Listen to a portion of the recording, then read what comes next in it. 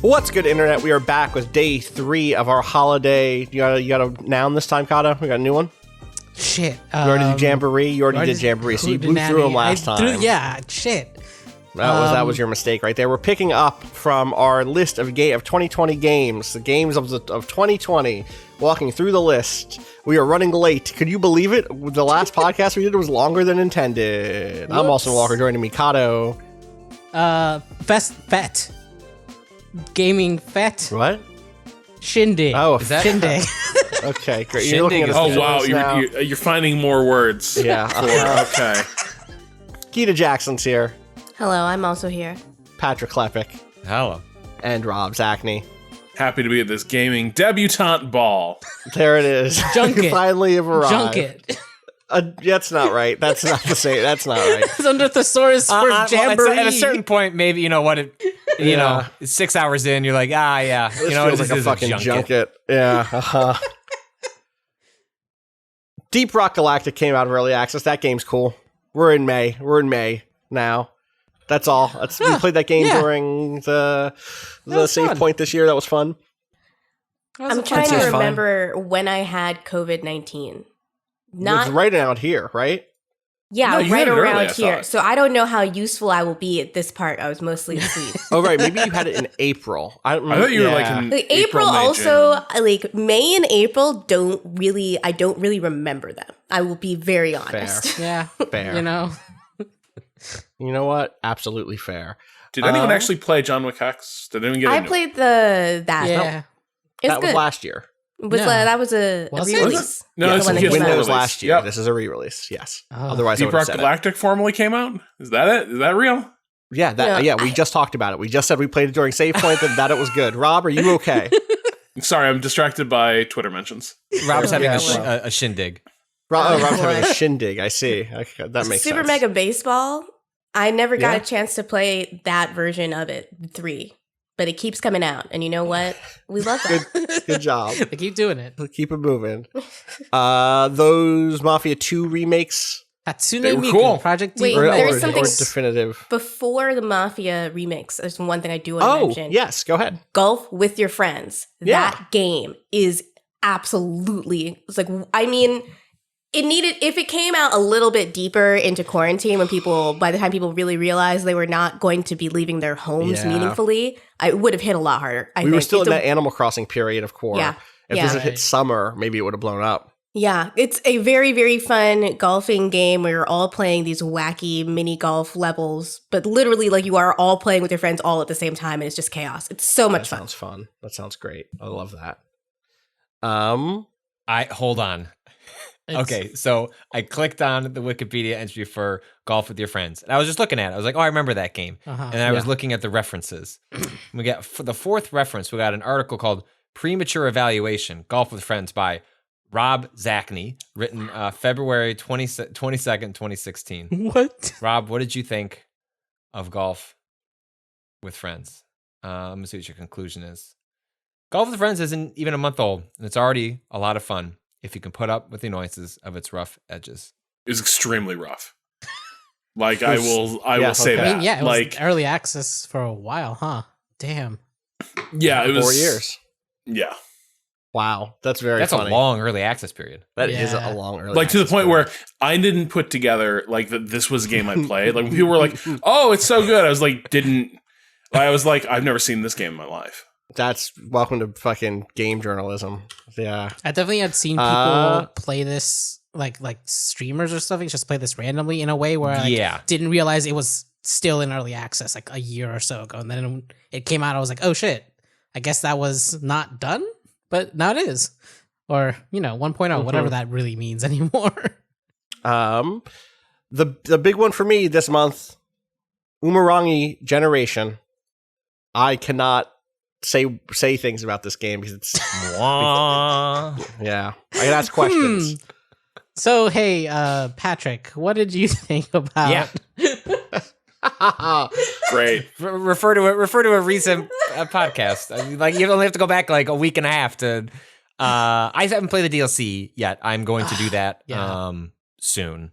I wanted to give myself like 2 weeks before like I went back into like the form, the mix on that game again. But now I feel like I've had enough distance that I'm anxious to see what they do. All I remember is I vaguely remember you, Cado, at one point being like, interesting things with the timeline, which now as someone invested in not the plot, but like the world building of Umurangi, I am curious to know what that means.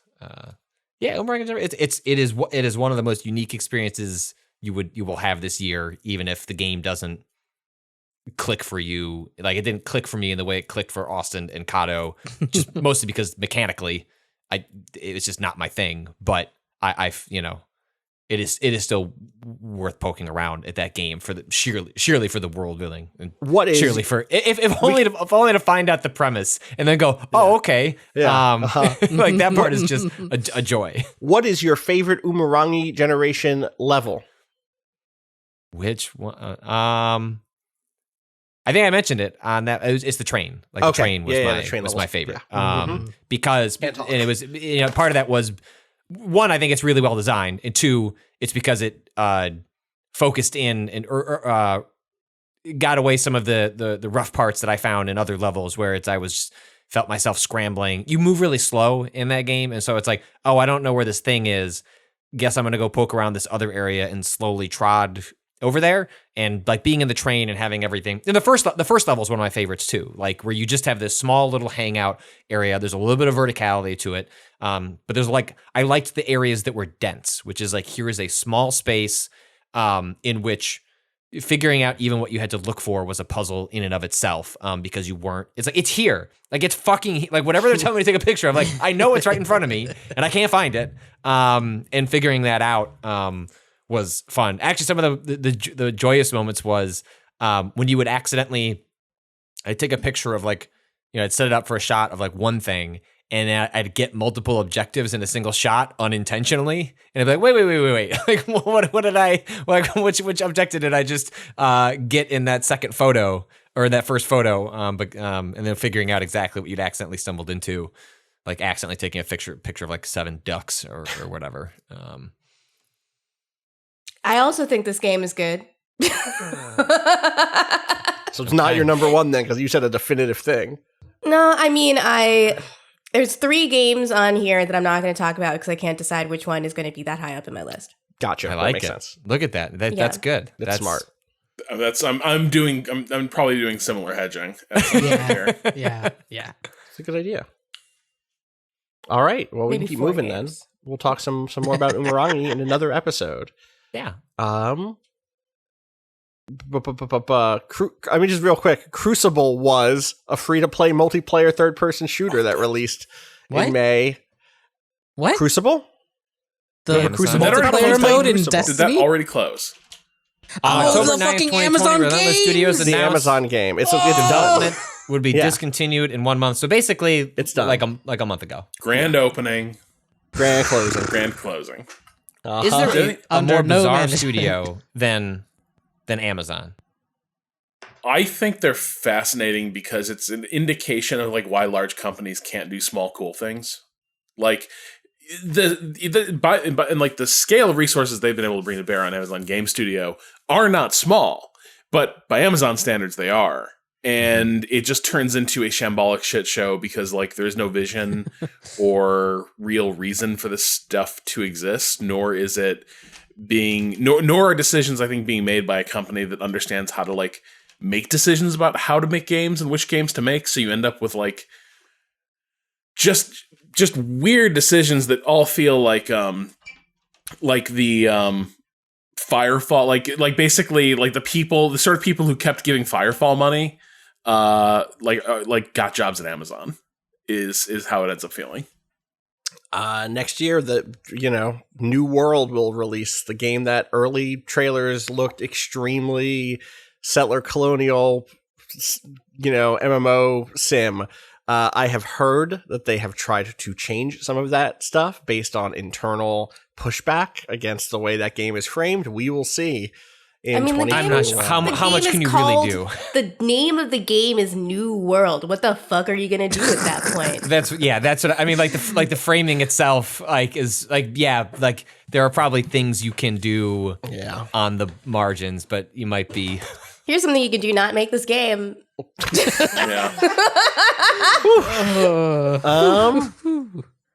Continuing down this list, Maneater. Did anyone play the shark game? I was gonna say, I feel like someone did. Didn't someone talk about it on our podcast once? On an E3, I saw it at E3. Oh, okay, that was the only time. A year and a half ago. Wow. The last E3 we went to, I saw Maneater. You could just say the last E3. Goofy. The last E3, yeah, which is probably true.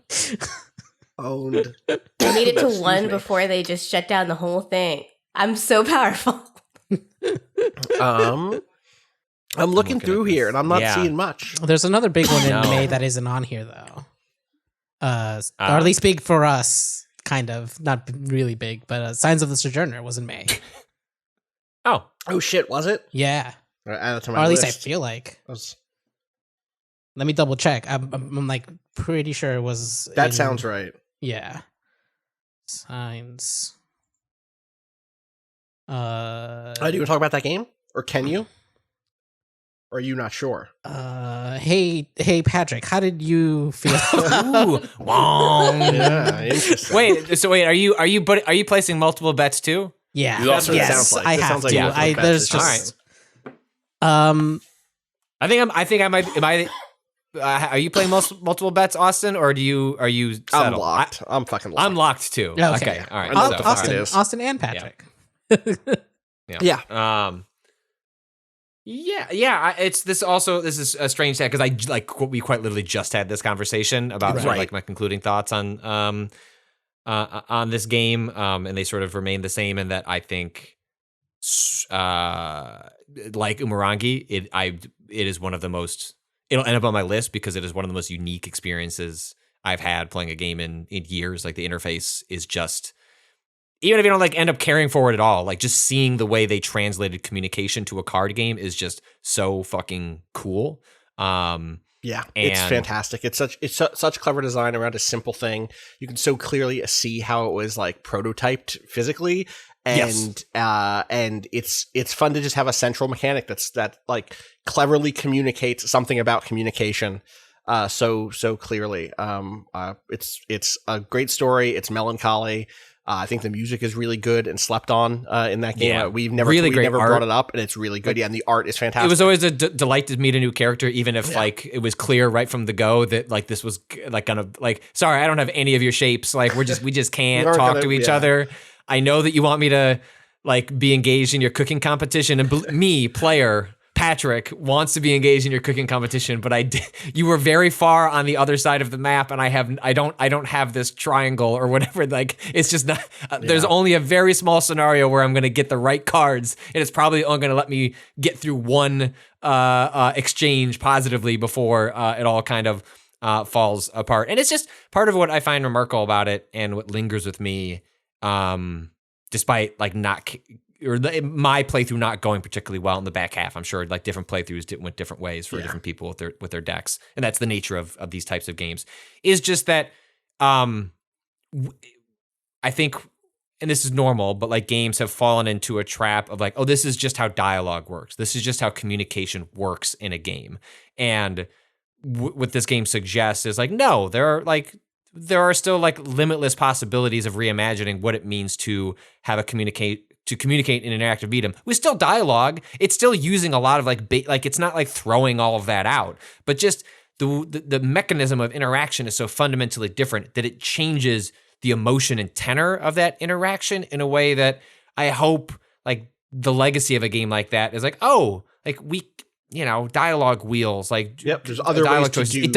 There are other ways to do these things that we think are settled, and it doesn't mean that like Cyberpunk or whatever needs to like have like cards to communicate his dialogue. I'm not saying that every game has to throw it out, but it is sort of suggestive that there's a lot more to explore here, and that makes me it's games like that that made me really excited about the future of the medium. Is that games like Signs may not be played by a huge wide audience, but hopefully it's played by the right people. And then you see that stuff trickle into other games, which is like, oh, we can reimagine basic ideas of interaction that are just more interesting. Like it is more interesting. Like it's in the same way that, like playing a game like Cyberpunk, where like you'll see this a lot of open world games where the dialogue you're picking is just like a rewritten version of the dialogue that plays out, just so that the player isn't like reading and then hearing the same thing. Yeah. And it's sort of goofy, but like I understand where you arrive at that. And what was interesting about Sojourner was, you didn't know you were like gesturing at what the dialogue was going to be, but you didn't know it was actually going to play out. So it was almost like you're doing tone pieces as you were having those interactions. And yeah, again, I know every time I talk about it, I like forget more about the second half and then reminisce more about the first half. And then like I feel it in my heart, like going higher on my list. Yeah. It's a good game. I can hear you talking yourself into it right now. You were working yourself. Yeah. Like it's not going to get to number one. Like it's settled. Like it's number one with a bullet. Like we're good. But like it's a game, like I see it creeping itself into my top 5 the more I think about it. Good game. I've a quick small one. I'm just going to get 3 small ones out of the way. Does that make sense? There's 3 ones. I think I'm the only one who touched these. Pirates Outlaws, another Slay the Spire style roguelike card game I played in May. That game was pretty good. That's it. I didn't stick with it, so I don't have a lot of positive things to say about it, but like it should be on your radar if that's the type of thing that you're into. Then I have 2 tactics games, one of which came out in May that's not on the May in 2020 list. Which is Wintermore Tactics Club, which I thought was very cute. And I want to say someone else on the podcast maybe checked it out, but maybe like, Gita, did you play this? Am I misremembering that? No? Okay. It's about a school that is going to have all of its clubs cut except for one, and it's going to determine which one is left is like a number of snowball fights, like tactical snowball fights. I remember I picked this up and I was going to play it for the pod, and then you played it before I did, and then I was like, well, I don't have to play it for work anymore. Yeah. Very cute, very the thing is you represent the like tabletop role-playing game club, and so your version of these snowball fights becomes very imaginative, and everyone has different classes, and it's very much like that style of like a Final Fantasy Tactics style game. I didn't get super far into it, but I put a few hours in and enjoyed my time. Well, the other tactics game that I played in May, but is actually from late April, is Troubleshooter, that South Korean game in which there are a billion mechanics, and it is just a wacky, incredible game. I don't even want to try to give it justice in this 3-minute thing. Go back and listen to the Waypoint Radio in which I described this game for the first time. Because it is a tactics game that like has a million systems layered on top of each other, some really cool world building, and a lot of style. That's called Troubleshooter Abandoned Children on Steam. Great. Good name. Any other May stuff? I think that's it. I think that's it from us in May. June. Oh, wait. Yeah? Jet Lancer was May, wasn't it? That sounds right. Yeah. Wait, that's just when I last played it. Well, whatever. Go ahead and shout it out. Yeah. Just a quick side. How do I explain this? Side-scrolling kind of. Like if you've played Luftrausers minus the Nazis. Right.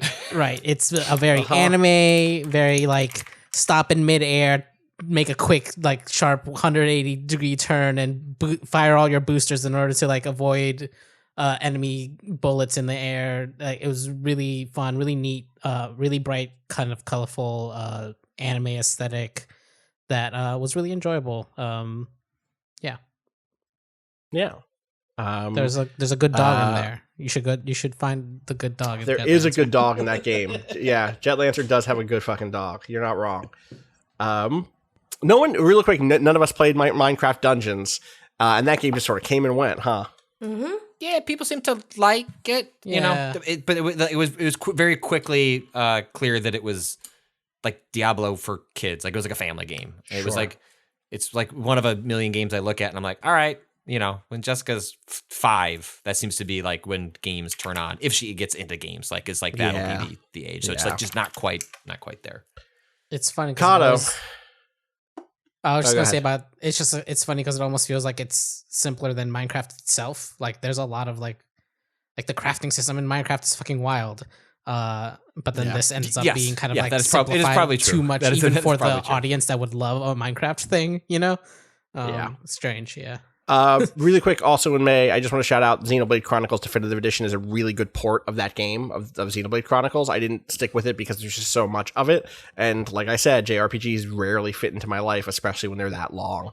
But that port seems great. I'm glad that game is available. Figure out how to put Xenoblade Chronicles X on the Switch, please. Thank you. Bye. Valorant came out in June. Cado, are you allowed to talk about Valorant? Yeah, it's on my list. Not it's not that gonna be high. Number one. No. I don't think it'll ever hit. I'm not even sure if it's on my list, but we played a lot of fucking Valorant. Yeah, I think it's squeaking on because I'm still playing it. But that game is really fun. And their updates they keep making changes that are keeping things fresh so far. The new maps, the new agents that keep coming out are really great. But for people who, if you don't know what Valorant is, the real quick and dirty is they added characters with abilities to a CS style tactics 5v5 competitive game. And the way they did that was really clever and kind of expanded the idea of utility from CS style games, things like smoke grenades and flashbangs, those sorts of things, and kind of gave it flavor of like a character shooter, and having individual characters have very specific type of utility, and like the balance around that was all really fun and interesting. And I've enjoyed my time with it a lot. It's one of the few competitive games that I've ever sunk this much time into since I played TF2 on my Mac back in college because that was the only thing my Mac could play, right? Like those days.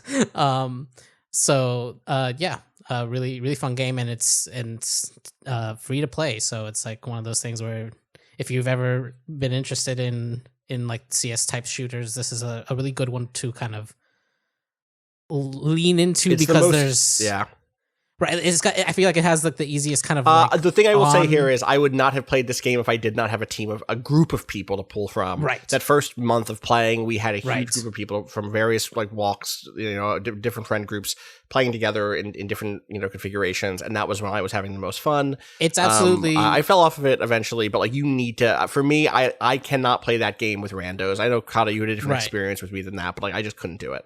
Yeah, No, go ahead. The moment I fell off of this game was when I was trying to get together a team of people to play with me, and then someone else they wanted to play with more showed up, and they all played with that person instead.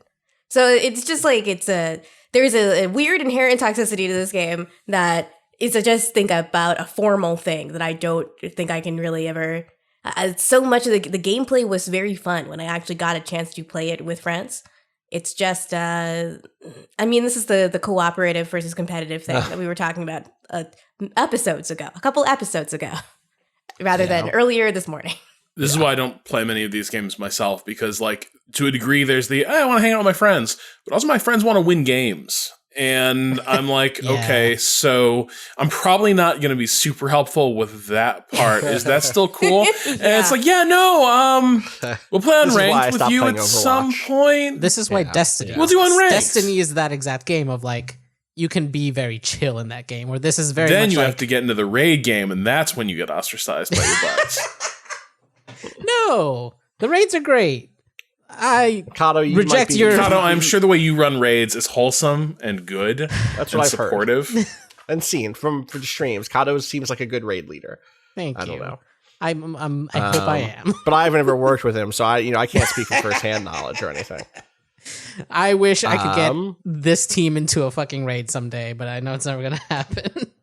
Too much. The people on this call? I mean, Gita does it with you, yes, right? This is what I mean. I just meant this entire group. Gita was very silent when I said, I'm sure Cado runs good raids that aren't toxic. And there was just dead silence on the mic. Cado knows how I feel about him. I don't need to justify my love for Cado. Wow. That's our brave and precious leader. Thank you. Anyway, we should keep moving. Clubhouse Games 51 Worldwide Classics. Cado, I know you loved it. Fucking love. It's just a bunch of board games with really good. Oh, this again. Yeah. It's good. Look, it's what is your fucking problem, Rob? What? No, I love it. I love it. 51 I love that Cado is classics. like on this island of like games, just a big game collection, and Cado's there on the beach. There's a game. Laying out his games. Cado, Rob, what is your problem with Mancala? What is your problem with Hanafuda? What do you? What Those sound great. Those sound great. I fucking learned yes. what Hanafuda is, a game I would have never learned about had it not been for this, and it's very good tutorials. That's the real big thing about this thing, is that it has such a wide berth of games from all over the world and has very good tutorials for all of them. Like it really eases you into. How's that Mahjong tutorial? Is the Mahjong tutorial good? Because I know mad people trying to get into Mahjong. No, absolutely. Like I didn't ever think I could understand. Like I've like tangentially like kind of looked at Mahjong and been like, oh, that seems interesting. Like I kind of understand the concept of like poker and things like that. I feel like I could get into it, but a lot of tutorials always end up leaning too hard into the like, this is how you win versus like these are the mechanics, right? And this is very much explains games from this is the mechanics, this is the baseline thing, and like your first plays are not going to win in high level play, obviously, but this is the way you need to teach even like simple board games or card games of this nature, is like get those base like fundamentals are important, right? And it's just like nobody ever teaches the fundamentals of chess that way necessarily, or like fucking like Mahjong, things like what else is in there? I bet Hanafuda was 51 games. Yeah, so. there's a lot of fucking games, and some of them are even you can play them just like laying the Switch down on a table as a board game with the touchscreen, right, which is fucking great. It's just like a super solid, really well executed collection of board games that I really enjoyed. Anyone else have early June stuff? I'll just Rob, say, did you touch this Command and Conquer thing? Yeah, a little bit, and it's very cool. The thing I'll say is like, it took two games that in my memory have not aged well, and I would still argue there's reasons that I've sort of moved away from RTSs like this. It was kind of fun to go back and revisit them. Setting that aside, if you were trying to say like, what do I want from like archival quality game re-releases, this is probably it.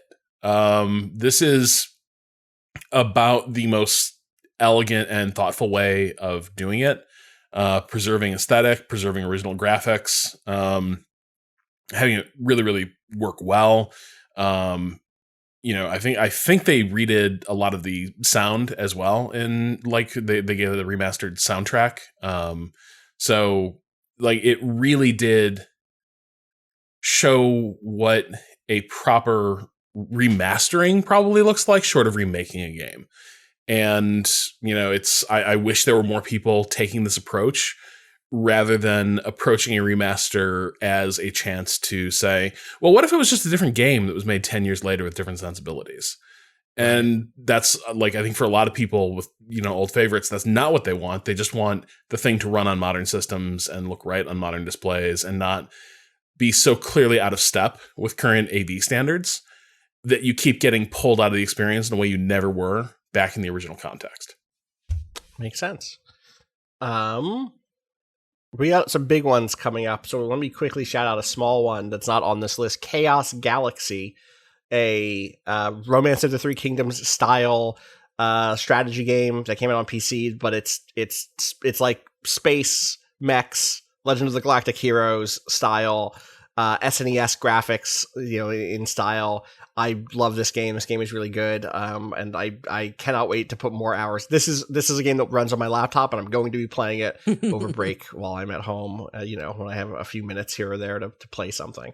So that's a June thing. I think that unless someone's played something between this and where it shows up, the next big thing here. I didn't. No. It's wild how that kind of like came and went. The response was pretty, yeah, pretty negative. Oh, that's cool. Hey, good news, everybody! I fell off Persona 4 again.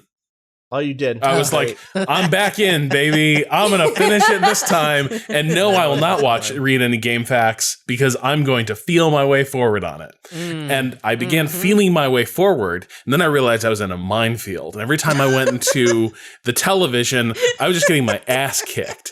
And I was like, this sucks. And like, sometimes I can just roll these mobs and then I'll just get a bad pull and I just fucking die and I lose all my XP and then the entire experience is a wash. At least you know that you had an authentic Persona experience. Yep. You know, you can sleep well knowing that. Is saying I'll come back to this and then never coming back to it, is that also an authentic Persona experience? I put down Persona 3 for like 3 months one time because I had a one-hit KO that frustrated me so fucking much that I was just like, I can't even look at this. I put my PS Vita in a drawer. I was done. Like, yeah. I just discovered a thing I have to shout out because I didn't realize that it was this early in the year. Horizon's Gate actually came out all the way back in March. That's a game that I was obsessed with around, I want to say I was playing that in May or June. If you want to hear me talk about an independent tactical RPG that, again, has kind of SNES style graphics. You got a boat, you're exploring a world. I love this game. This game has so many cool things. Please go find when we talked about that on the podcast. I don't want to drag this down as the only person who's played this game, but I really, really like Horizon's Gate. It'll probably be on my top 10 list. Some really clever systemic interaction stuff in its designs. Shit, you know what came out this year? What's that? Corruption 2099? Yeah, that game exists. 2029. That game, 2029. That's the Mutant Year Zero thing, right? Yeah. Mutant Year Zero, but we don't need to as get good into that. as. You should go back and play Mutant Year Zero, Cado. That's my suggestion. Game didn't have a duck. I'm pretty sure that was December of last year. Yeah, it was Corruption. Was Was it? that December? It was. I thought it was February. Okay. Well, let me Either way, no duck, no dice. Yep. No duck, no Go play dice. your Cado Zero. was right. Much It's better February. Last of Us Part 2, June. I mean, there's like 13 hours of podcast Yeah, if audio you wanna where go my listen to- opinion is laid out. I'm curious, like, did anyone else like mess around with this game? Like, you listen to me and Maddie Myers discuss all the ways we did not like this game. Patrick was there for about a third of that. We expected it to be the whole thing, but it didn't go well. Manuel was there for part of that. But yeah, I didn't like the game. I've had some distance from it. Still don't like the game. Here's the thing. I keep wanting to explore it because I am interested in the ways that it is bad. Because when you and I have conversations, Rob, about media that we don't think is good or it fails in some way, I feel very like intellectually engaged. And I like to sometimes engage with media I don't think I'm going to like for that reason, to have engaging conversations. But I played maybe half an hour of the first Last of Us because I was like, well, it's not very long. I could probably get through it, with David, who loves Last of Us. And I think like we would have had a fun time experiencing it. I played like a half an hour of it. And I was like, I understand this game's worldview so totally. And it seems like 2 is so exactly the same worldview that I don't know if I want to actually do this. Like, that's time in my life that I literally cannot get back. Playing a game I don't like. Is a conversation going to be more stimulating than after playing the game than it is just listening to your very, very long podcast about why you didn't like it very much? And the game is so long too. It's not as though this is like something you could jump in and out of. Like it's a bare minimum 25-hour commitment. It's a whole journey. I still hold in my head that I still like the original game. I have my qualms with it, but I still really like the original Last of Us. Yeah. And the in some ways the sequel like taints that, but I'm able to still separate those two out. And yeah, I liked the act of playing The Last of Us Part 2 quite a bit, but the story still leaves a sour taste. It's just the fact that no one can explain why that girl didn't get an abortion. Ellie's girlfriend pregnant with her dead ex-boyfriend's baby. Seems like a perfect time to just want a baby? Was that not the thing? She's very young. She doesn't express any desire to have a baby. And you have to carry a child for 9 fucking months and give birth to it and then raise it. I'm pretty sure the part where she expresses a desire for that is an optional thing that may not fire if you do not go to a particular corner of the section of the open world map. But there's a point, if you go exploring and don't stay strictly critical path, where she floats the idea to Ellie, like, boy, what would you think of like having a family on a farm, which is what they eventually get. And so if you hear that, it makes total sense that if she was already like, if she was already carrying a kid, she might be like, well, this is like, check, part 1 of my, dream vision. That sounds great. And yes, even though it'll be inconvenient for the zombie fighting, someday I'm going to want this kid so that we can have a dog and a farm. But if you don't hear that line of dialogue, it starts to get a little weird because it's like, boy, we're really in hell here. And it seems like being pregnant for this is going to be tough.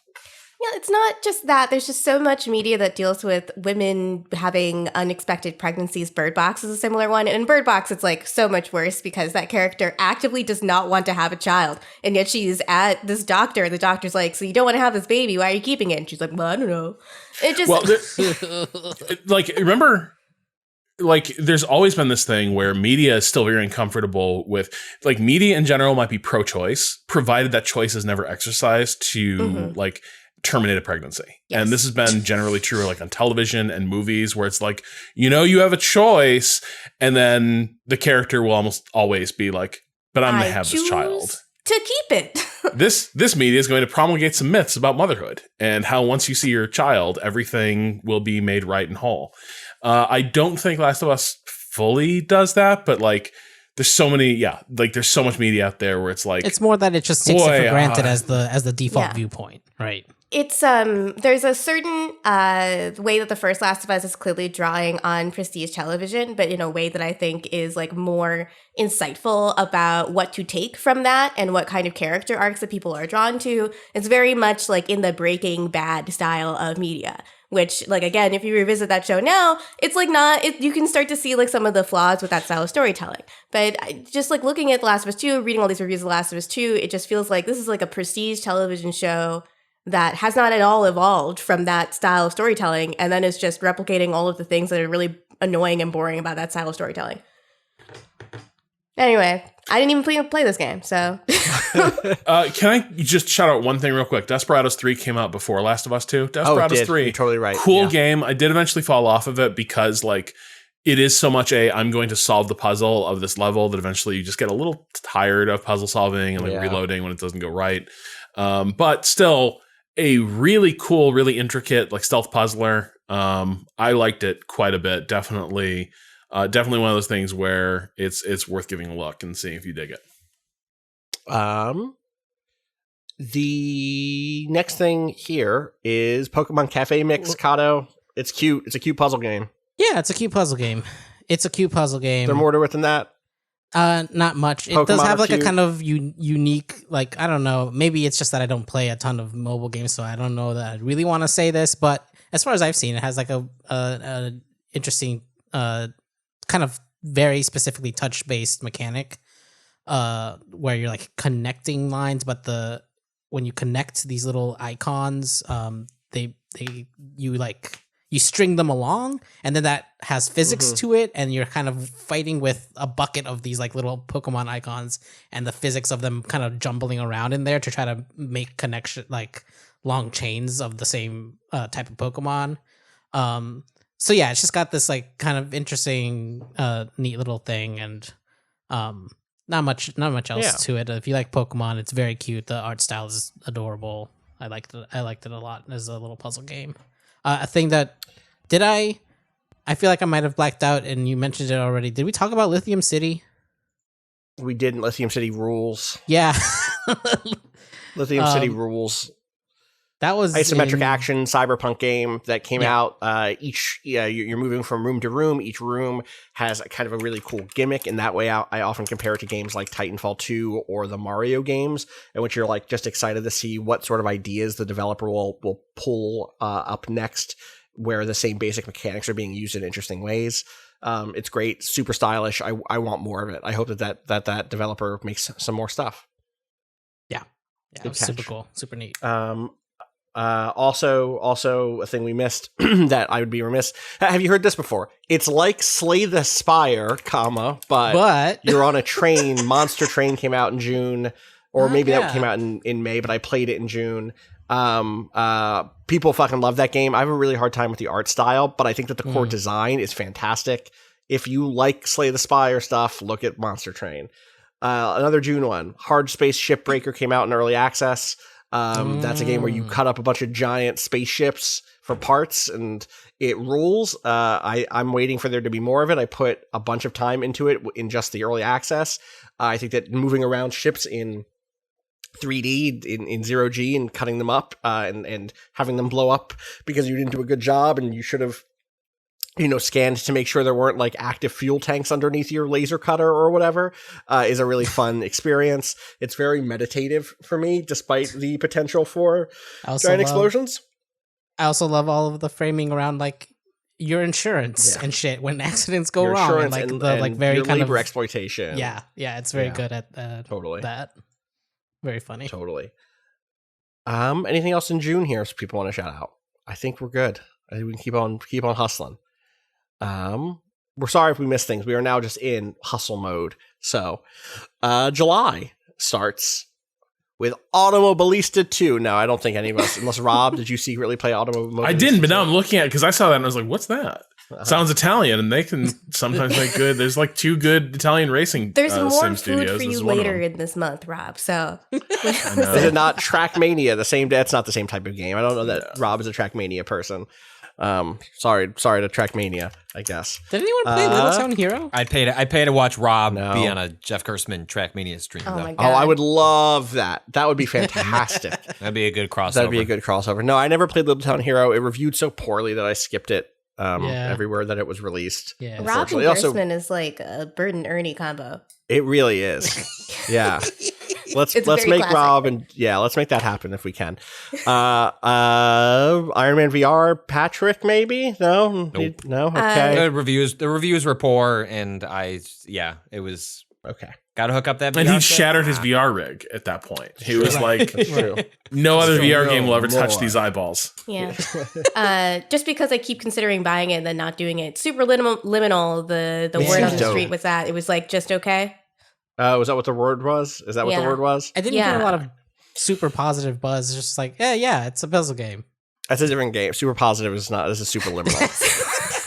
Super liminal. I watched some Let's Plays of it, and the forced perspective puzzle seemed very cool. But what I kept hearing from people like from Chip Cheesem and Voidburger, who have been playing it on their channel, was that it was trying really hard to tap into the kind of meta puzzle game tone of games like what's the one that started off as a Half-Life mod and then became its own thing? Stanley Parable?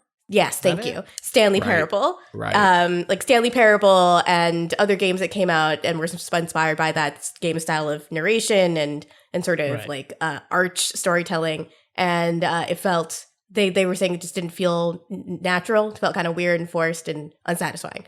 And I was like, well, okay. Yeah.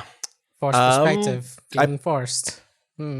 I played that Crosscode port on Switch and didn't get deep into it because of how buggy and kind of bad the frame rate and some stuff there was. I was really hoping to finally play that game this year on Switch, and then the Switch port was bad, and so now I just haven't played it. That Switch port might be better now. I'm not sure. Bloodstained Curse of the Moon 2 looked good from when I watched Vinny Caravella play it, but I've not played it. Patrick, you played some Deadly Premonition 2, right? It seemed like a mess. Yeah. In content and form. Yeah, obviously there were, go back and do some Googling around the game's depiction of a central trans character and the reaction from Swery, the designer, was weird. It was like between that and a frame rate. This game only came out on Switch, at least at the moment. In the open world, where it was like literally in the single digits, and I'm not a frame rate person, but that was just, there were just all these like, I like started it, hit the bad frame rate. I was like, okay, I guess like this world is still kind of charming. And then like, read all the good reporting from folks like Laura Kate Dale about the trans characters, and was just like, like, you know what, like life's too short. Like, when we talk about, we mentioned where you compromise, you draw your own lines media, in like certain places, this world's worth it for that. Like I'm getting something out of it. I just wasn't. I was like, I played that first one. Yeah. That first one on its own has its own issues. Yeah. But I found it. There was enough there that I was on for the ride. And this one was just like, I'm good. Like maybe I'll look at it again when I can like play it on PC, but probably not. I was like, I'm good. I don't need another adventure with these characters. Yeah, it kind of seemed like it fell by the wayside pretty quickly and for good reason. Yeah. I have to bounce soon, and so I'm going to quickly talk about the biggest thing this month that came out that I put a lot of time into, which was Ghost of Tsushima, which is a game that, like, I think it's a really pretty game, and I think that the combat is better than I thought it would be. But, like, it's such a boilerplate open world, adventure. It has struck a chord, man. That is, like, more than any other game this year. Yeah. I mean, the review okay. Yeah, like, but an audience people really liked it. But people have like really taken to that, and I think this. We've when we were talking about my washer guy, I think there is something to. And I saw someone talk about this on Twitter. They're like, as a game critic, you play so many of the same things that you are, by nature of the design of the job, desperate for not just novelty but like new experiences. And it's easy to forget that for people who only play like one or two of these a year. Mm-hmm. They're just fine with like the existing. Not that we shouldn't push medium forward. With Cyberpunk this week a lot, because it's like for a lot of people this is a Fallout game, and they haven't played a Fallout game since Fallout 4, which was 4 years ago. That is a thing that they want, and here's a new one, and maybe they. And saw it's a good one of those. Like it is the apex of like this. What we all feel, is an archaic way to design an open world. We're exhausted of it, but I'm not. This is that with more conversational animations. And with ray tracing or whatever, and good combat. Like also, it's like you're talking about Ghost of Tsushima. Yeah. Yes. Oh yeah, sorry. No, you're good. But yeah, I like Ghost of Tsushima specifically, actually, and to its credit, is doing an Assassin's Creed style game that doesn't get made anymore. The new Assassin's Creed style games feel distinct in a real way from like the Syndicate era, though I guess Ghost is not as urban as that Syndicate era of Assassin's Creed game. But like, I think Ghost of Tsushima is like totally an acceptable one of those. I think that there's some really good character work in the first half of that game. The stuff with your buddy who is a Ronin, his arc is fantastic. I think that the acting around some of that stuff was all really good. I think that it's beautiful. Like the use of color in that game is outstanding. People can go back and listen to the episodes in which I was a big nerd and upset with the way haiku was deployed in this game, with the ways in which the era in history was misrepresented, stuff like that. And like, that's like, those are stumbling blocks for me. And despite those, I did basically everything there is to do in this game. So to its credit, it fucking got me. It hooked me. You know what I mean? Like a big hook, line, and sinker moment there for me. It probably won't make my top 10, but that's only because there were 10 other experiences this year that I think moved me more or were more fascinating to me. Not because I think that it didn't do exactly the thing it needed to do.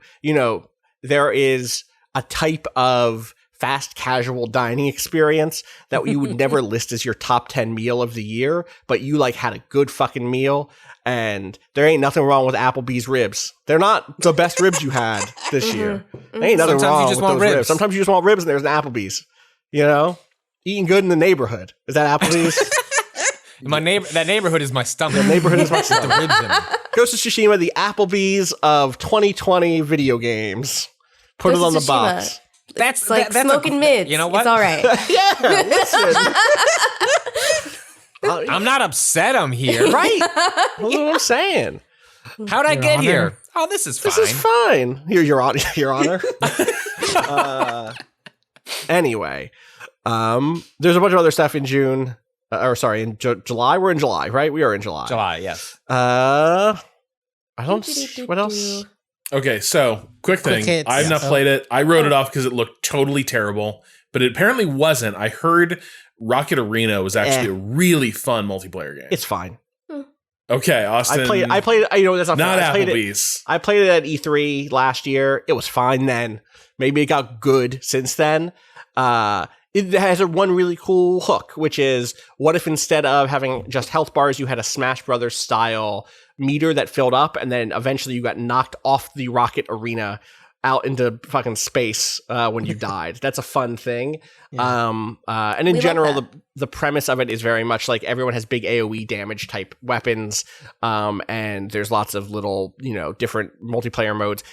Rob, you should check it out. You should know what it is because for me, it's like, okay, yeah, it's kind of doing the thing it's trying to do, but I don't know that was enough for me, especially in comparison to something like Valorant, which seemed like it was, doing a similar, like revisiting an old style of game that was popular once and putting our new spin on it. And not that CS:GO is not super popular. Don't cancel me on that. I'm already about to fall asleep or to be not talk about Carrion yet. We didn't talk about Carrion yet. We're not there. Carrion was later in the month. Yeah. Carrion, there's an alien. Well, Carrion was dope. It's on the loose with that game. It's on the loose. Loved Carrion. Carrion, great music. Yeah, I bought it. Never played one of those for me because it's just like by the time all my friends were like, "Oh, it's got problems," I was like, "Let me move on to a different one then before I start Carrion," and then that ends up being all the games I play in this week of December. That's Look, there's a reason that Ace Combat 7 is going to be one of my games of the year. Sometimes the conversation happens, you're like, "Ooh, I'll put a pin in that," and you take that pin out a year later, and you're like, "Oh shit, that's good. That's an Outback Steakhouse right there. Okay, that is a bloomin' onion." I do like an Outback Steakhouse more than an Applebee's. You're not wrong. Okay, can we add ratings to our reviews, but only in terms of Applebee's appetizers? Great. Yes, absolutely. Maybe this will bring back the views we lose by not assigning scores. It's like, can you believe they gave that a fucking White Castle? Can you believe that? That was a bloomin' onion for sure. I have a question, and this is all I want to know. Is Paper Mario the Origami King about Mario and Luigi working together to solve a serial killer case years later and coming to terms with their own fractured relationship and their inner demons that have driven them both to the margins of Mushroom Kingdom society and learning and reconciling themselves with each other by the end? Is that what that game's about? I thought it was kind of weird that the game was directed by Brian De Palma, but that's about right. Yeah. Okay, perfect. No, but it does. The Origami King does have. This is a slight spoiler. Heads up, has a sequence in which they expand on the interiority of the existence of the Babam, in which Babams exist to find a reason to Babam to explode, and there is a sequence in which a Babam, who is a main character who is with you for a large chunk of the game. You're shitting me. There's a moment in which a boulder needs to be exploded in order for the game to progress. What? And they sacrifice themselves, explode, die, like move on in whatever afterlife equivalent there is in the Mushroom Kingdom, to allow the progression. It's incredible. Incredible. I emailed Nintendo to be like, please let me ask questions about this. Sure, we'll get right back to you. Never. Seems like we finally found video games Citizen Kane. It's awesome. That's it's art. A really touching moment. It's fantastic. Origami King has a bunch of really fantastic things wrapped up in a package that I mostly didn't enjoy playing. It was a game where if they took out all the combat, I would have been like a happier player for it, which is too bad because there's a lot of it. All right. But it's a really, really cool world and really cool story. I have to run. I don't know if y'all want to continue through July and the rest of the year, and I'll be back when I'm back. We made it through half the year. Should we just end the podcast with sorry we only made it to July? I want to tell you some things. We're getting into the part of the year where we remember more. We talked about this more recently. Austin, you can drop out. Bye. You won't finish this bit. We'll decide. Yeah, on air. What the fuck are we doing?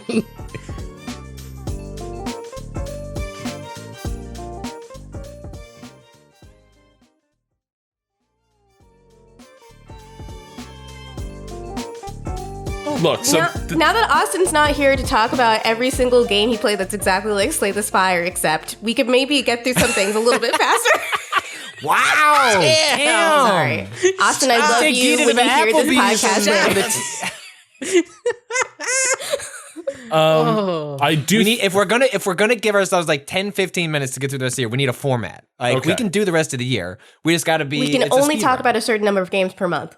Yes, each of us look at a month. Yep. Pick the one game you want to talk about. If there's overlap, someone gets an extra pick to talk about a different game. But that makes sense. So for July, is there anything else we want to discuss? I have one game I want to discuss. I have one. Go. All right. Go. Other side. Real cool run-based tactics game.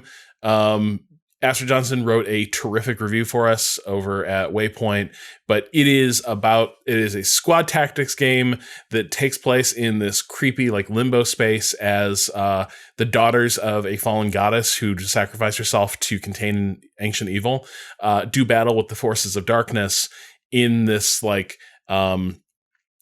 almost play like this limbo space that exists out of time with different mix and match aesthetics from different eras.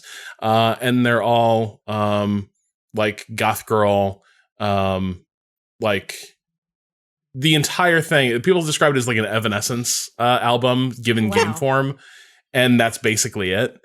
Sad and I missed so out on this one. Yeah. So worth a look. Hard as hell. Here's the other catch. It is deterministic, like a bit like Into the Breach. If you know how enemies act and you understand the decisions they make, you can predict pretty perfectly what will happen based on your moves. Mm-hmm. So it is one of those games where you can, like, if you see the Matrix, you can basically like plot out several moves ahead the entire engagement and it will work. But the game is complicated enough that it's really hard, and it's kind of fun being surprised by it. So dig it. People should give it a look. Several moves ahead. That's your podcast, right? Yeah, that's we're expanding formats. Some number of moves. Mm-hmm. So I have Cado. I was gonna say I have two, and I can't let them go. I'm sorry. They're gonna be super short though, because they're very small games. They're very small. I feel like they should get shout outs because they're small. Immediately breaks the format. Look, okay, first up, Necrobarista. Great visual novel about the afterlife and spending time and the way that time and economy and money, the idea of like how you spend your time and also letting go and moving on in the afterlife. Great, you should check it out. It's got anime style. I really enjoyed it. The other one, Thousand Threads, about kind of conflicts within communities and like physical distance being kind of like you like deliver mail in that game and like like the way that distance affects conflict. It's really interesting. Go play that game. Sorry, that's it. I did two, so I did them quick. Anyone else got any July games? No, August time. So. August. I have mine. I have mine. It's at the end of August. I'll wait until the rest of everybody talk about that. I'm assuming that sounded like a coherent sentence. The rest of everybody talk. Yeah. It did it. I think if we transcribed it, it would not, but I think we all got the gist. Here's mine. I'll just start.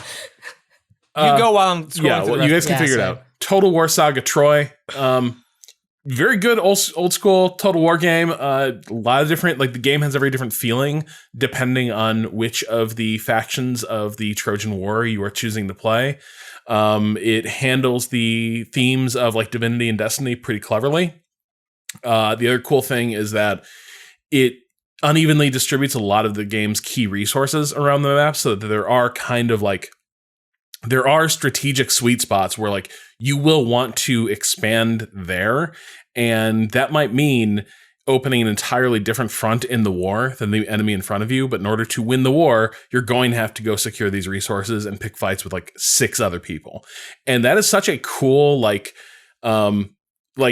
you open such a can of worms when you do that in a strategy game. And a lot of games don't force you into those kind of situations, but this one does. And it led to some of my favorite experiences. So I give that game a recommendation. Nice. That's very nice. Sounds like everyone else is still trying. I'm ready to this go. Oh, I got it. Yeah. So I was trying to figure out. I had Blasphemous on my list in August. It was because the DLC came out in August, which is when I went back and played the base game. Blasphemous game I've talked a lot about over the year. It's I think there are a lot of games to try to be 2D Dark Souls, and I think Blasphemous is the far and away the best of them, mostly because it's not really trying to be 2D Dark Souls. It takes some elements, it's got bonfires and things like that, but it is really just a brutally hard Castlevania game with deep, Symphony of the Night, sort of like Metroid style influences. And it just has one of the coolest aesthetics I've seen in a game this year. It is so much fun to play. It has really tight controls. The combat is fantastic. And that's I didn't play the DLC because the DLC was like super hard bosses and you had to do a bunch of weird hoop jumping in the game, like grindy stuff to even unlock it. But it got me to play the base game, and I it's tremendous, and it's great on Switch. So Blasphemous. We love to hear it. Cado, do you have it? Because Gita's at the end of the month, so do you have something that's not? Yeah. Oh, you don't have it, do you? You don't. I can go. You're gonna let August go sailing by. All right, we're gonna go. Wasteland 3.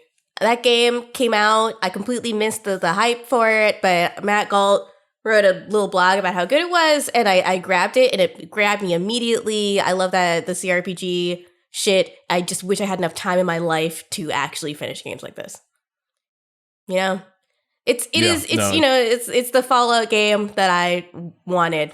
Honestly, it is. The stuff that it's like engaging with like apocalyptic right-wing 80s visions seems really cool. I dig that. I went to a museum for the leader where they've done like little animatronic song and dance routines explaining the history of the region. And I was just like, this is like the exact kind of satire of American culture that I want and desire at this moment.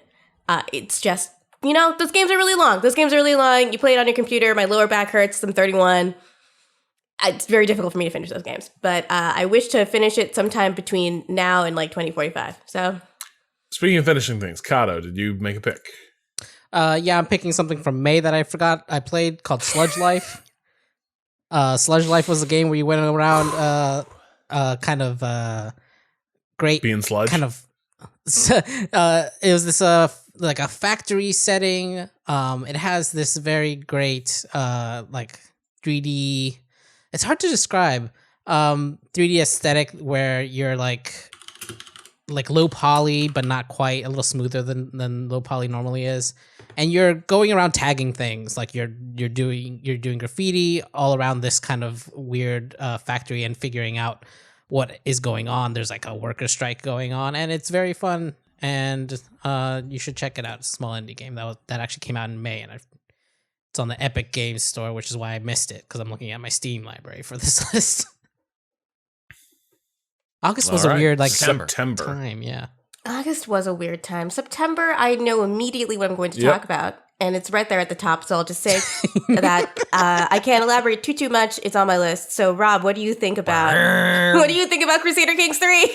I'm a huge fan of Crusader Kings 3. I think it is like it makes accessible a lot of the things that have always been cool about Crusader Kings. I think the changes it makes to aesthetic presentation make it's always been sort of sold as a life sim type strategy game in a lot of ways. It turns out that creating like character models that have traits and like sort of mien makes a huge amount of difference for making that story feel believable. It's not just like seeing the box score from a life. It's like these are people and they do stuff. Also it's a huge game. Like you could like log hundreds of hours, and I basically did, playing in and around the British Isles, and just like that could be the game. And then it's a different game if you're like, I'm going to start in a different part of the world, and like the structures are different, the religions are different, the conflicts that arise are different, the events that pop up are different. I think it is awesome. And I do have a question, but we'll talk about it when we discuss it. When you're discussing, there are a couple of things that are keeping it back from me from being a total lock for Game of the Year. When one of them is just like other games that we'll talk about later. I absolutely just could keep going back to that well anytime I wanted and just get the same dopamine hit. Crusader Kings 3 has a problem of something like a Wasteland 3, where it's just like I know that it's so big that coming back to it is very intimidating, and I just feel like that sense of hesitation is, I think, one of the only things keeping me from loving it more. I also, as time has gone on, I don't know, there's some weird, the way that the game deals with disability, I'm not sure I'm all about it. I don't know. I feel like that system could use a rework, or at least like a more public discussion to sort of understand what the issues really are. So my game basically came out at the same time. Iron Harvest, the steampunk, diesel punk, because there's a difference between aesthetics. The diesel punk RTS that's about a not so disguised history of the wars between World War I and World War II. It is a very not Crusader Kings. It is a very Company of Heroes style game. But Company of Heroes is cool. And they created really compelling characters and a really interesting arc for a lot of these different sides. I think if you someone who enjoys, like we talked about Warcraft 3 a little earlier, in terms of that campaign doing a good job of showing how even some of the worst characters end up having genuinely convincing reasons for why they might go bad or why they might make decisions that put them on a bad path. I think Iron Harvest does that as well. And it does that in a way that resonates with a lot of what we know about political history. So I think people should give it a look, especially if you liked old RTS campaigns. This is probably the best RTS campaign we've seen at least since Homeworld Deserts of Karak. So that's me.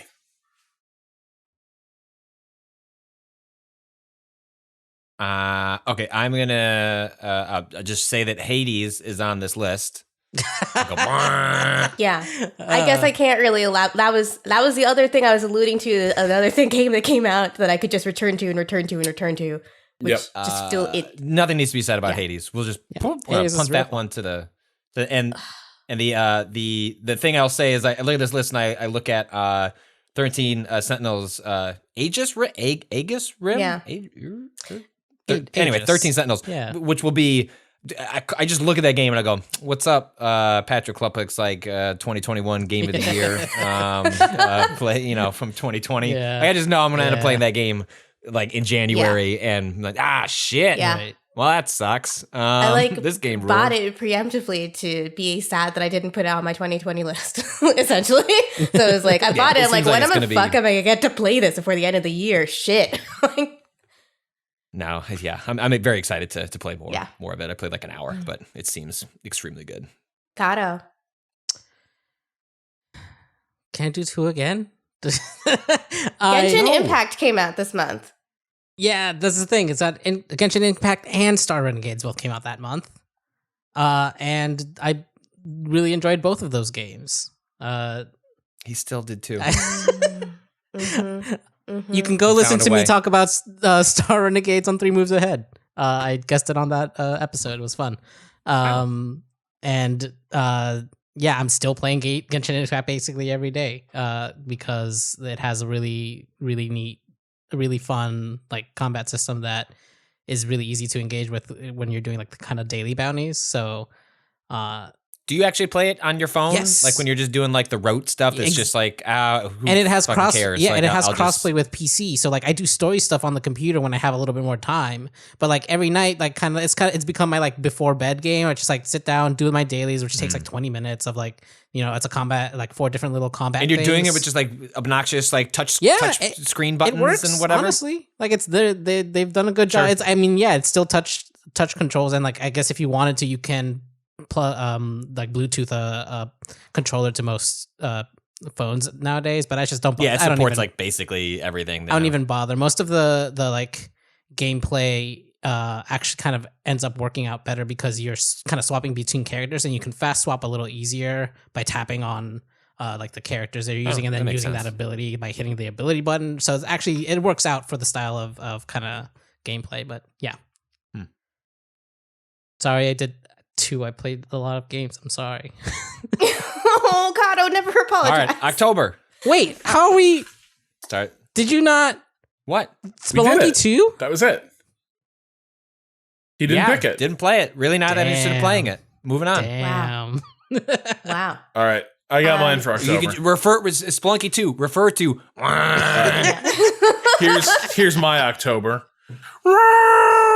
Yeah, that doesn't work. That was a pleasant little cat. I don't know. I love this. That wasn't. I was trying to be a TIE fighter. Yeah, I know. I got you. This is the only other Star Wars sound I can make. You Yeah. gotta make the sound effects to Cado. He's our soundboard. Except, see, Cado, I think you and I are both cats in heat is the problem. Like, I think we both ended up in the alley, right? Like outside someone's apartment. I'm sure that's part of and that they're being sample. like, "Shut the fuck up." Anyway, Star Wars Squadrons. That game was fun. Like, I think I haven't played it in a bit because I began to find some dynamics were getting real old real fast. Like, increasingly, it got a big update today, or they announced. Oh, the B-Wings? There was an email about. Yeah, they added some new ships too, which is like got me looking at like, oh, I think I have to go back and see how this affects the balance. Major release 4.0 happened today. Yeah, literally today. Free content update where they added 2 new like ships that play differently. Shit. I have to go back. I started to get a little bit frustrated by how many builds seemed really powerful. Like, Kat Bailey would talk a lot about this, where like the TIE bomber seemed pretty broken, and I'm not sure I would have ever gone as far as she did. But I do kind of agree. Like, it was really kind of messed up that in a dogfighting game, one of the most powerful ways to play was to basically take a bomber, a notoriously like immobile style craft, and turn it effectively into a giant fucking turret that nobody could kill. And I feel like that the bomber actually was more effective in the objective style one where you're destroying capital ships than in the actual dogfight where it's just dogfights. Where it's just dogfights, I found a lot of success using the really quick ships, and like that was like fun as hell. Being able to like fucking space drift in an A-wing, it's cool as shit. I agree, but also I saw a lot of people just wrecking House of Bombers in dogfights, and then I tried it out, and I was like, oh, you can just kind of like on some maps, like. Basically, on maps where there were clear line of sight, there are a lot of tools that make it so you don't have to aim for shit. And if somebody just can't get out of your range fast enough, they're probably pretty screwed. And the bomber has a lot of tools that allow them to basically just post up and just like slowly just DPS somebody to death from a distance, and bring them down. And so that did start to get a little bit old. I wish it had more than 2 modes in some ways. Like, I wish there were battles that didn't feel all the same in terms of fleet combat. But that being said, me liking the Star Wars dogfights. Like, that's like, oh, I'm in an X-Wing? Okay, this game is already, like, it's automatically good. Sorry. I feel like your enthusiasm summoned the Lucasfilm, the new Rogue Squadron film into the world, Rob. Yeah. I mean, and they go that extra, like, the just enough more complicated with, like, the shifting power to different systems to make that feel really, like, fucking neat, where, like, you know, shit, I fucked up, my shields are gone, I need to toss everything into boost so that I can immediately hit my fastest. They understand, you know. They understand that people want to be flipping switches furiously. Yeah. And they understand that people want to be like slamming the throttle to the stops to get so it. Like, that's the best feeling. Oh, yeah. I love it. All right, so that's Squadrons. The new B-Wing is like a heavy fighter for the Republic side, which I think it was missing. That. Let's do it. I have to, my pick from October is Cook Serve Delicious 3. That game. Ooh. Kind of, I don't remember what I was doing, but I do remember lamenting that I was doing too much other shit to sit down and write about the really weird lore of Cook Serve Delicious 3, which takes place in a post-apocalyptic world where you drive a food truck across a collapsed United States, where every state has a different weird currency because there's no longer any overarching government, and you serve food to the people. I just think that that's neat.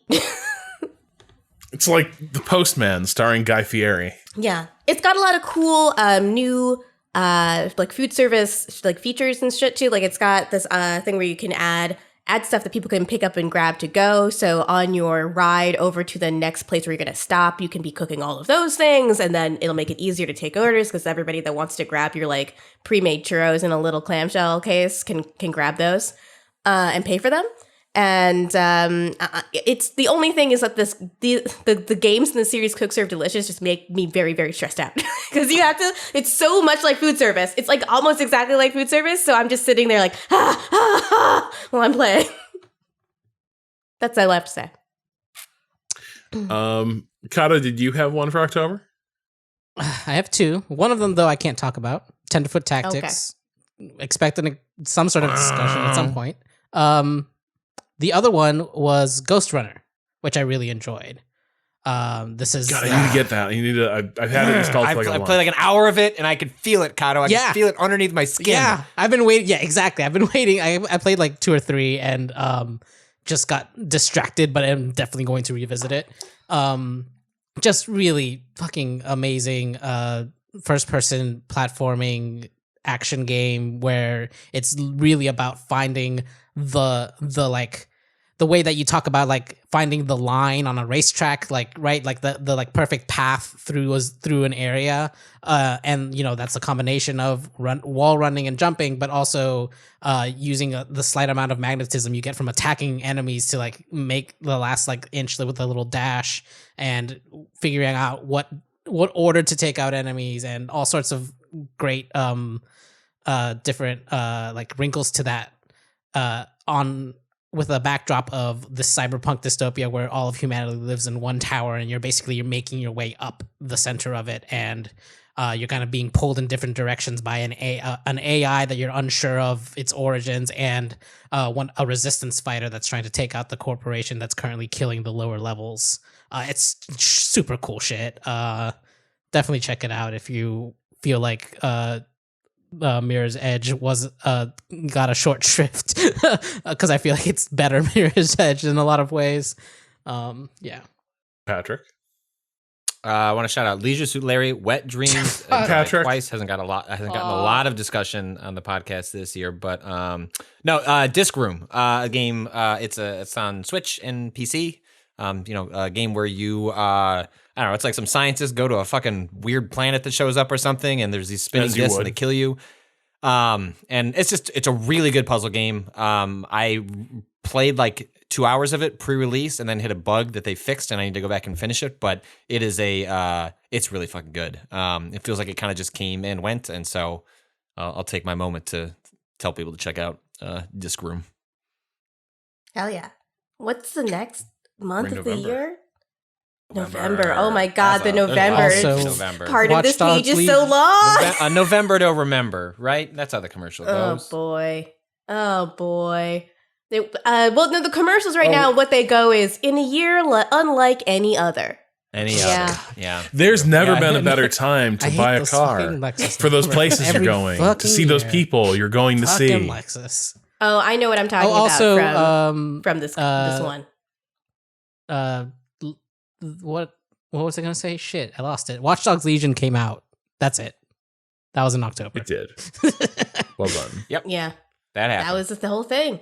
Okay, so we're in the part of the year where I was like, I should play these things later, but I'm busy. I've got mine. I've got mine. Gita, do you want to go? Yeah. Fuser, baby. Fuser, the DJ game. Okay. My good friend Nathan E. Smith wrote the review for us. He is a DJ, and he's really great taste in music. And what I just loved about this game was just I love music. It has a lot of incredible licensed songs that I know and deeply enjoy, and I feel like it deepened my understanding of music and my love of music, which is just like, isn't that just a delight? Isn't that just wonderful when you engage with a piece of media that makes you love culture even more? I'm Gita. I need to play that game because like Nathan's write-up sounded fucking awesome. The thing I couldn't believe was sick. That I figured it was gonna be like DJ Hero Redo, where it's like, okay, you kind of like, you sort of like, oh, look at me, I'm DJing, hit button, switch tracks, oh, look at me, crossfade, got it. And it sounds like, no, you're doing like production of like new sounds, new mixes, and that just sounded incredible. Yeah, and they want you to feel as much like you are at a like DJing for people as possible, which is a very clever and smart thing for them to do. Yeah, DJ Hero definitely felt like they were attempting to make a game about DJ music, but using the mechanics that they have already figured out before, right? Where this is very much they figured out a game about DJ mechanics, like how Nathan's how review those is very mechanics funny, work, right? Nathan's review is very funny because it kept being like, "Look, all love to DJ Hero. DJ Hero was fun. I'm not saying it's bad because it did these things, but here are the things that weren't right that Fuser gets right." And so it does kind of turn into Fuser being, I think, the game a lot of people wanted DJ Hero to be. Yeah. Patrick.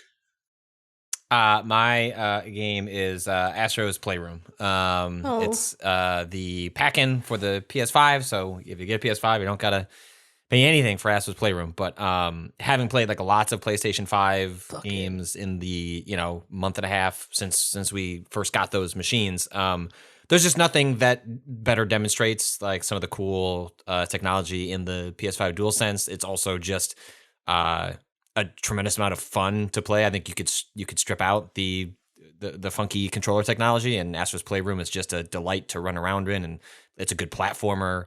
It's a fun world. It's just really, really good. And as someone that really championed the developer's VR game that nobody played, it's been exciting to have everyone else like, oh yeah, like this studio is really fucking talented. It's like Sony's internal Nintendo, and hopefully they're gonna get unleashed on more stuff in the future. But it was cool to see that kind of get a wider audience with Astro's Playroom. And yeah, I believe in my review of Astro's Playroom, I mentioned at some point that I believed the blessing and curse of Astro's Playroom will probably be that in 5 years we'll look back as the best use of the controller. And we're only a month and a half in or whatever. So I still feel that's probably going to be true.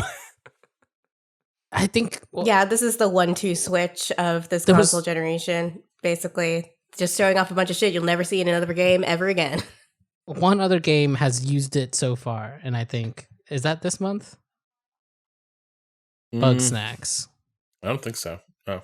Yeah, one thing I will say to help explain that, and Bug Snacks does not use it particularly well. One thing I'll say in the defense of other developers who have made on PS5 is that... like Astro's Playroom was made both for players and developers to be a demonstration of like how the controller works. Yeah. And that game was not playable on dev kits pre-release. And like, I think that only recently changed. And there wasn't a lot of documentation on like, here's how to use the DualSense. And so a lot of developers were flying blind. And so now that Astro's Playroom is out, it's essentially like, oh, here's like essentially an SDK in a video game form of like how to do this. So I'm a little more optimistic now that maybe games in the spring will have a chance to use that a little bit better. I think Spider-Man also did it. Okay. Yeah, it felt good. Yeah, totally. Cado, do you pick one for him? Yeah, so like I'm a big Bungie fan. So when the Master Chief Collection came to Xbox Series X, I was all about that. It's Destiny, obviously. This is the month that Destiny came out. I'm fucking Beyond Light. I was seriously not sure. I thought, maybe. I was like, did he get in the Halo Master Chief Collection? Rob, am I missing something? Whose bid is this? No, it did he just technically come out in November for the Xbox X though? But no, yeah. Destiny Beyond Light, the best that Destiny's ever been. Still fucking frustrated with some of the parts of that game, but god damn it, do I love it. I've played too many hours of it to say otherwise at this point. It was a great kind of confluence of a couple of different design decisions of like, we're cutting out a lot of stuff so that we can kind of fix the code base that's here, and like playing that game, you kind of see the way that things work and flow better than before. Did that game a lot of good, and then also a new introduction of like better on ramp, like actual like on ramp for new players in like tutorial quests in a starting zone, in a starting area. But then also the expansion itself, the like new mechanics that they've introduced with new supers and the new area, the new planet that they introduced, Europa, is all just like, I've been having the greatest like time since Forsaken came out 2 years ago with Destiny. And it's like one of those things where they've upped their game as far as storytelling and like the type of stories that the like core Destiny player base wants, but it like falls just short of being like a really like, I can't like laud it 100% on where that story goes. But it's like a step in the right direction, as always. Which is like, I feel like the thing I say every fucking time a new Destiny expansion comes out. But yeah, it's going to be on my list. It's not top because of those qualms I have with kind of it's Destiny, right? It's never going to be ideal, I feel like, but they keep inching towards greatness. Cool. December it is. I know mine already. I'm opening the floor. Shoot. Any volunteers? Wait, are you so yours isn't an early month game? Yes, it is. It's Okay, not on this list though. Per Aspera, which you just turned me on to. Oh, yeah. Okay. We talked about this recently on the pod, so I'll just keep it brief. But like, the more I think about it, the more I feel like this is a game that I find very necessary right now. It's very much a game that it doesn't look at outer space and the signs of outer space and of going to outer space as something that is abstract and not connected to the issues that we currently experience on Earth. It takes a very direct look at the things that we are dealing with on Earth, why that would lead us to go out into space, and how that can complicate our own ability to expand into new worlds, and the issues with even using those terms. And I just feel like if you are interested in thinking about those things, you will not be disappointed by this game. I can't wait to play more. I'm Gita. Oh, yeah. Cado, do you have 2 this time, or are you still figuring it out? Oh, no, December is like short. I don't even remember. And It's not even done. It's the current month. So Yeah. Like, I mean, I don't have anything because, like, for me, Yeah, the it's only like- thing I played this month was Cyberpunk, and Right. I'm not even considering that for like how my end of the year list because, like, I don't know, it's like it's coming in at the buzzer hot, and I need like a fucking minute to think about it, and I do not have that minute before I have to lock this list down. So, talk to me in a year about how I actually feel about that game in the end. Yeah, I'm looking at the list, and I don't have anything from that's like actually on this list, except to shout out again Pathless, which I really truly enjoyed and loved, and that was the game I basically played in the first part of December. And Pathless still rules, so Pathless good. You know what else is good and wasn't in December but was in September, so I'm using my slot for that instead. That's fine. You Acceptable. son of Phasmophobia. I'm gonna let it slide, Rob. Oh yeah. That's game a was good, somebody fun as should have hell. said it.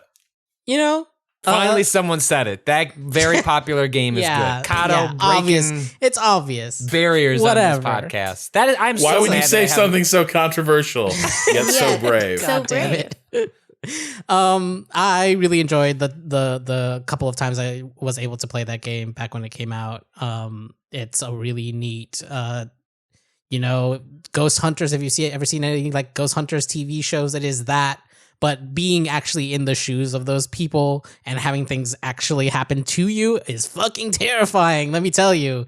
But it's fun because you play with friends, right? Like it's a cooperative game. You can play it solo, a few levels solo, but it is mostly meant to be played with 4 people. So you start to get into different roles of like who's doing what, and you're always kind of talking to each other over walkie-talkie. The great thing that this game does that was really interesting was that it uses voice recognition. Like you're supposed to use the in-game voice chat to talk to each other, and so the further you get away from other people, like you have to start using a walkie-talkie, and it like filters it through the walkie-talkie. Or you could like yell down the hallway and you'll hear your friend's voice echo from far away, and it's very spooky and creepy. But also, because you're hunting for ghosts will oftentimes react to you saying their name and to you talking to them and saying certain things. It was just a really neat use of voice recognition in that way, and super spooky. If you like horror and have a few friends you can convince to play with, it's really worth checking out.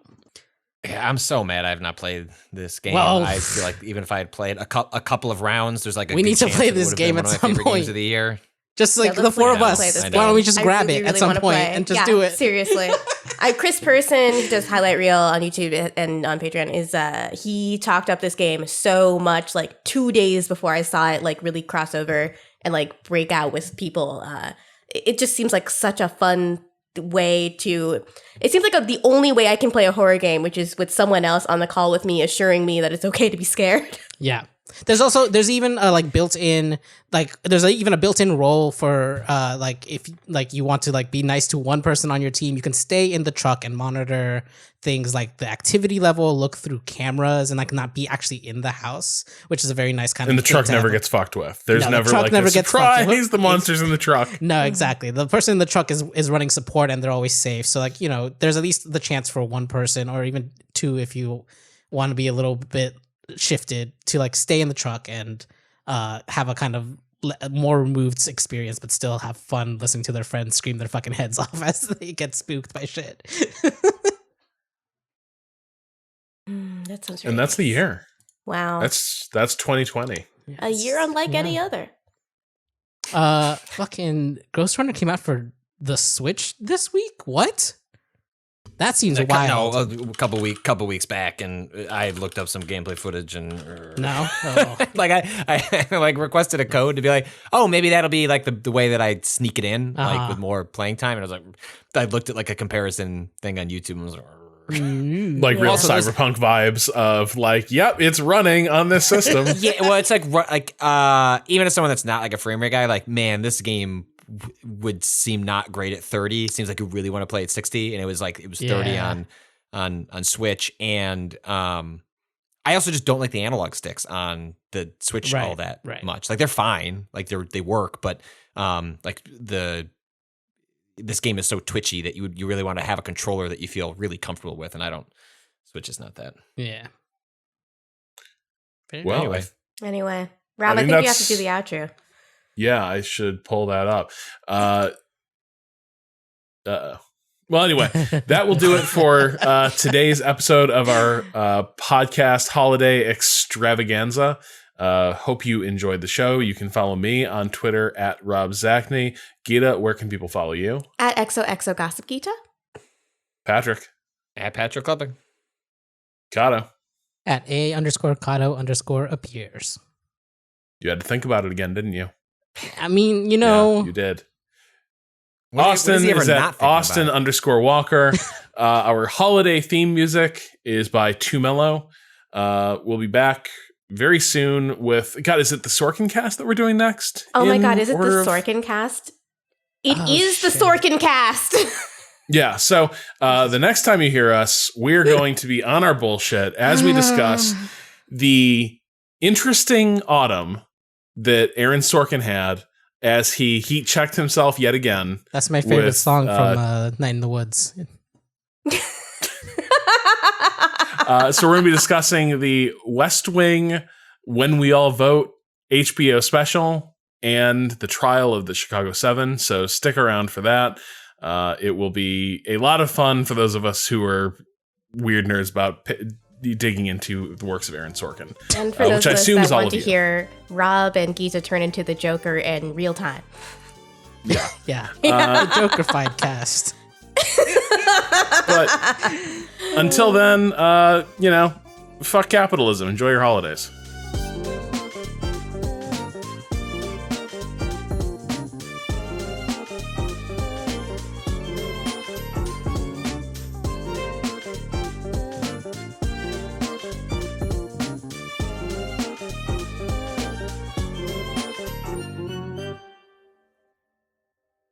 I'm not going to. Hey, you know what? That Bumblebee movie rules. I've heard that. Yeah. The one with the... Who was that? Yeah, Haley Seinfeld? Seinfeld? The B movie. What's the deal? Yeah, the B movie with Seinfeld. That's what we're talking about, right? It's an excellent movie. Yeah. All right. Yeah, ready? Yeah. Recording. Time.is. We get a clap? Yep. Mm-hmm. Oh, okay. Clap. Let's do 3 seconds.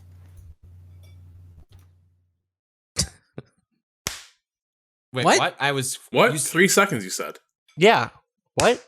You wanted us to count? No, we're starting over. No, at 3 seconds. At 3 seconds. But I think Rob counted 3 seconds. No, I didn't. I never clapped because when you guys clapped, it was like at 0. Yeah, same. Oh, yeah. My time.is, I just refreshed and it was...